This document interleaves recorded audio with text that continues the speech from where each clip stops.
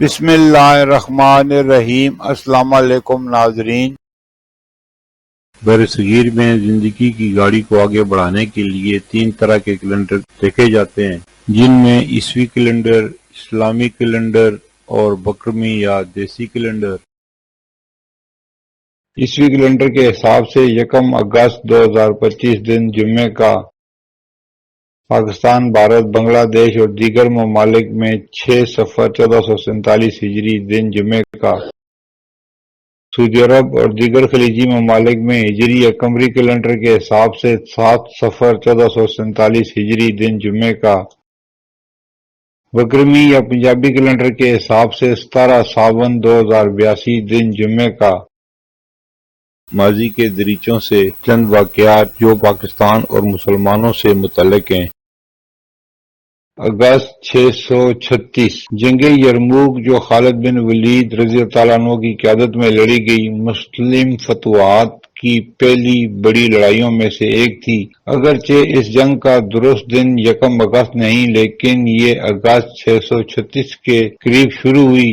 اس جنگ نے شام اور فلسطین پر مسلم قبضے کی راہ ہموار کی، جو جزیرہ نما عرب سے باہر اسلام کی پہلی بڑی پیش رفت تھی۔ 1 اگست 1948 لاہور کے منٹو پارک کا نام تبدیل کرکے اقبال پارک رکھا گیا۔ 1 اگست 1960 اسلام آباد پاکستان کا دارالحکومت ہے، جو کراچی سے 20 سال بعد اسلام آباد منتقل ہوا اور اسلام آباد کا پرانا نام راجشاہی تھا۔ 1 اگست 1967 اسرائیل نے مشرقی یروشلم پر قبضہ کیا، جو مسلم دنیا کے لیے ایک اہم اور تنازع کا باعث بننے والا واقعہ تھا، کیونکہ یروشلم اسلامی مقدس مقامات کا مرکز ہے۔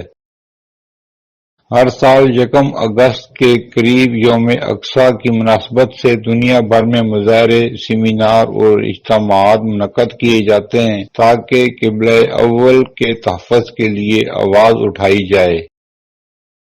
1 اگست 1981 اسلامی انقلاب کے بعد ہونے والے صدارتی انتخابات میں علی خامنہئی نے کامیابی حاصل کی، بعد ازاں وہ سپریم لیڈر بھی بنے۔ 1 اگست 1990 صدام حسین نے کویت کی جانب اپنے ارادوں کو ظاہر کیا، جس کے بعد خلیج تنازع شروع ہوا۔ پاکستان نے اس صورتحال پر عالمی برادری کے ساتھ رد عمل ظاہر کیا۔ 1 اگست 2005 شمالی اور جنوبی سوڈان حکومتوں کے مشترکہ امن معاہدے پر دستخط ہوئے، جس سے طویل خانہ جنگی ختم ہو گئی۔ اس میں پاکستان بطور مبصر شراکت دار شامل رہا۔ پھر ملیں گے اگلی ویڈیو میں، جب تک دیجیے مجھے اجازت۔ اللہ حافظ۔